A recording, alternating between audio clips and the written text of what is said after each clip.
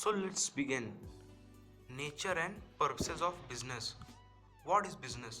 Business is an economic activity. And what is economic activity?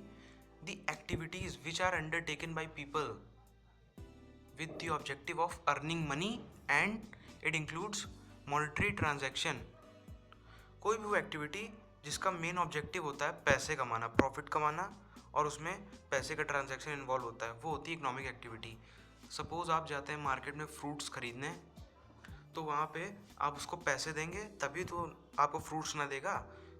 तो जो भी वो शॉपकीपर हुआ, वो उसका मेन ऑब्जेक्टिव है वहाँ बैठने का, अर्निंग प्रॉफिट। तो वो जो भी आप उसको पैसे देके उससे फ्रूट्स लेंगे वो कहलाएगी इकोनॉमिक एक्टिविटी। लेकिन अगर वो अपने सारे फ्रूट्स किसी चैरिटी में डोनेट कर दे with the objective of love and affection, तो वो इकोनॉमिक एक्टिविटी नहीं कहलाएगा। That is called non economic activity, क्योंकि वहाँ पे उसका ऑब्जेक्टिव प्रॉफिट अर्न करना है ही नहीं, उसका ऑब्जेक्टिव है लव एंड अफेक्शन की वजह से कर रहा है वो। And one more example, suppose जैसे मैं एक टीचर हूँ, तो अगर मैं एक अपनी कोचिंग क्लास खोल लेता हूँ और वहाँ से जो भी स्टूडेंट आते हैं उन पे एक सर्टेन अमाउंट फ़ीस चार्ज करता हूँ, तो हाँ मैं प्रॉफिट अर्न कर रहा हूँ, तो वो है एक इकोनॉमिक एक्टिविटी। लेकिन अगर मैं अपने किसी भी भाई को या फिर कोई मेरा बहुत खास फ्रेंड है उसको पढ़ाता हूँ फ्री में, तो वो मेरा ऑब्जेक्टिव वहाँ प्रॉफिट अर्न करना नहीं है, वो हुई non economic activity. May be yes, हाँ मेरा कोई ऑब्जेक्टिव हो सकता है। जैसे अगर मेरा भाई है तो शायद वो कुछ पढ़ वढ़ लेगा, मे बी उसका फ्यूचर अच्छा हो जाएगा, लेकिन मुझे डायरेक्ट मनी तो नहीं मिल रहा ना, इसमें मनी का ट्रांजैक्शन तो हो ही नहीं रहा है, इसलिए ये इकोनॉमिक एक्टिविटी नहीं है। हाँ, लेकिन अगर कोचिंग क्लास खोलता हूँ मैं, वहाँ पढ़ाता हूँ किसी को फीस लेके, तो वो है economic activity. Economic activities can be classified into three categories. First, profession. Second, employment. And third, business. पहले बात करते हैं प्रोफेशन की। A kind of job that requires some special education, training और स्किल्स। प्रोफेशन वो जॉब होती है जिसमें जो भी प्रोफेशनल होता है उसको कुछ स्पेशल एजुकेशन की ज़रूरत पड़ती है, स्पेशल ट्रेनिंग या फिर स्पेशल स्किल्स की ज़रूरत पड़ती है। मतलब जैसे कि एग्जांपल लेते हैं, सिंगर।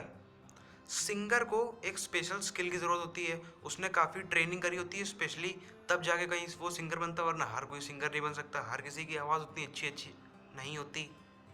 और उसके बाद एक और एग्जांपल, शेफ़। जो भी शेफ़ होता है उसको शेफ़ बनने के लिए एक पर्टिकुलर एजुकेशन लेनी पड़ती है, कुछ सालों की, कुछ टाइम की, तब जाके वो ट्रेनिंग के बाद तब जाके वो प्रोफेशनल शेफ़ बन पाता है।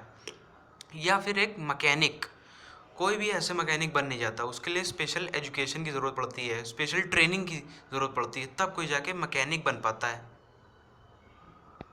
Second, employment. N occupation by which a person earns a living. A person earns a living by working for someone else. Employment का सीधा सीधा मतलब क्या हुआ? जॉब, नौकरी। एम्प्लॉयमेंट का मतलब ये हुआ जिसमें कोई एक इंसान किसी और के लिए काम करता है और उसके बदले में उसको पैसे मिलते हैं, वो होती है एम्प्लॉयमेंट। एम्प्लॉयमेंट में दो टर्म होते हैं, मीन्स दो लोग होते हैं, एम्प्लॉयर और एम्प्लॉय। जो जॉब जनरेट करता है, सपोज एक एग्जांपल पकड़ लेते हैं, एक किसी कंपनी का मालिक है, वो हो गया एम्प्लॉयर, और उसने एक जॉब जनरेट करी, उसको मैनेजर के लिए कोई आदमी चाहिए, तो जो भी मैनेजर उसने रखा वो हो गया एम्प्लॉय। तो मैनेजर का काम क्या होगा कि वहाँ का, क्योंकि वो मैनेजर है तो उसका काम यही होगा कि पूरी तरह मैनेजमेंट को अच्छी तरीके से देखे, तो वो किसी और के लिए, उस कंपनी के मालिक के लिए मैनेजमेंट पूरी तरीके से देखेगा, और उसके बदले में जो एम्प्लॉयर है यानी कि मालिक, वो उसको पैसे देगा। सिंपल सी यही होती है एम्प्लॉयमेंट।